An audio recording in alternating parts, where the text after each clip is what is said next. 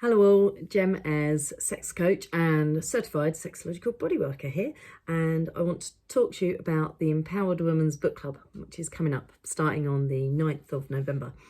The Empowered Women's Book Club is a group that's been going for 2 years now, and it's a really brilliant space for women to get together and learn about their pleasure and their bodies and sexuality in a way that releases shame and a way that moves us forward with our desires, and just so that we can explore having a language and a safety around our pleasure.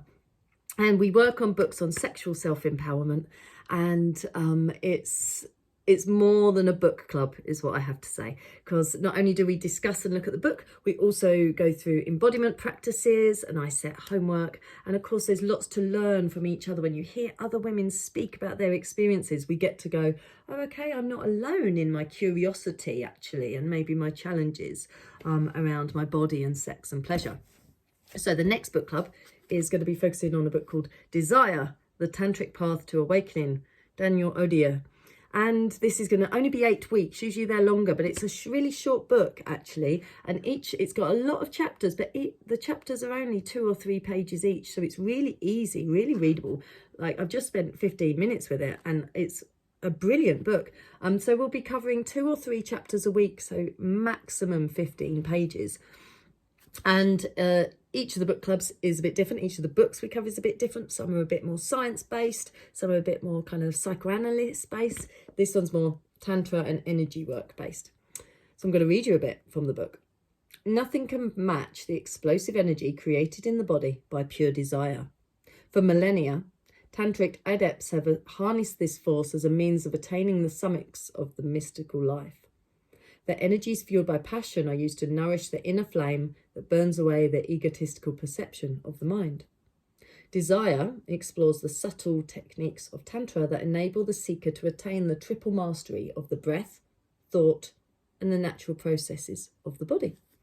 Lovely. So for those of you who've worked with me before, you know, I don't think it won't be anything too new, but we will be able to go deep with it.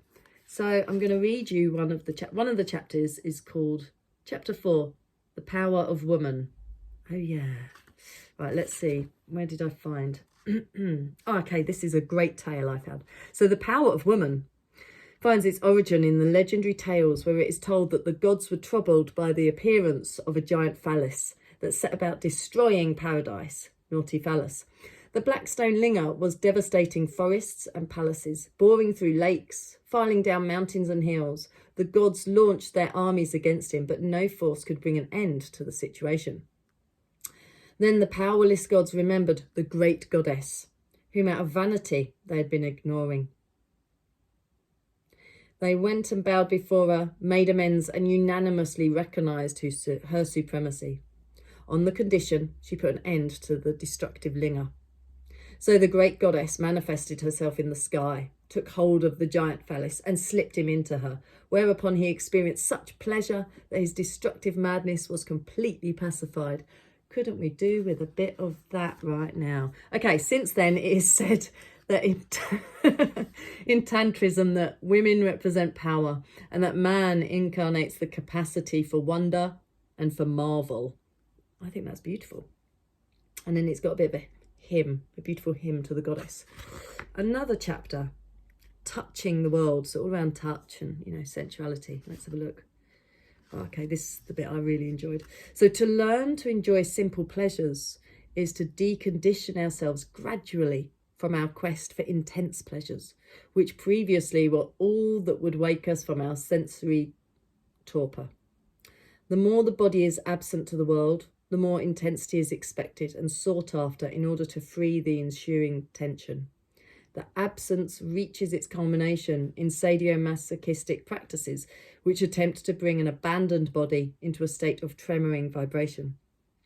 A yogini or yogi allows all sensory systems to be in constant tremoring.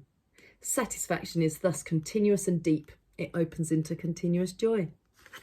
So it's a blooming brilliant book. 8 weeks, starting the 9th of November.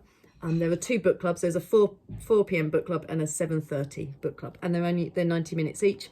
And it's a group of 15 to 20 women, all completely mixed ages, all completely mixed experiences. Some of them have worked with me lots. There'll always be loads of new people as well.